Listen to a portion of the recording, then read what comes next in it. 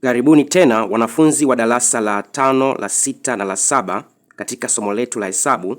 Hili likiwa ni somo la 14, kutoa sehemu zenye asili tofauti. Ili uweze kuelewa somo la leo, inabidi ujue jinsi ya kutafuta KDS.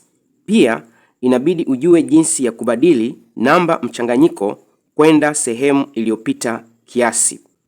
Kama bado haujasubscribe, hakikisha una subscribe ili uwe wa kwanza kupata masomo haya. Moja kwa moja twende kwenye swali letu la kwanza. Tumepewa 7/3 toa 4/1.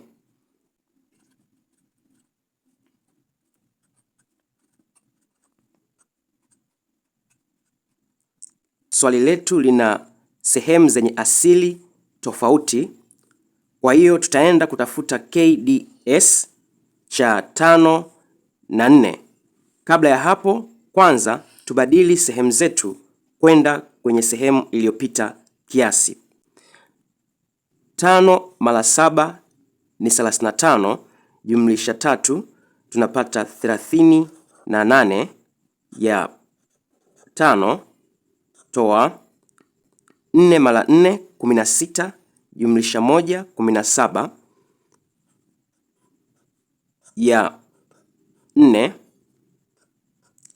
Tutafuta KDS cha 5 na 4 ambacho ni 20. 20 gawanya kwa 5, 4.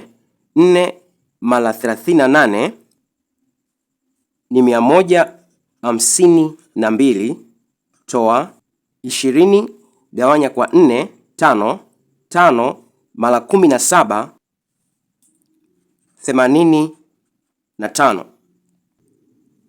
152 toa 85, hii ni sawasawa na 67 ya 20. Sehemu yetu tuliyopata ni sehemu iliyopita kiasi, inabidi tuibadili kwenda kwenye namba mchanganyiko. Tutafanya hivyo kwa kugawanya 67 ya 20.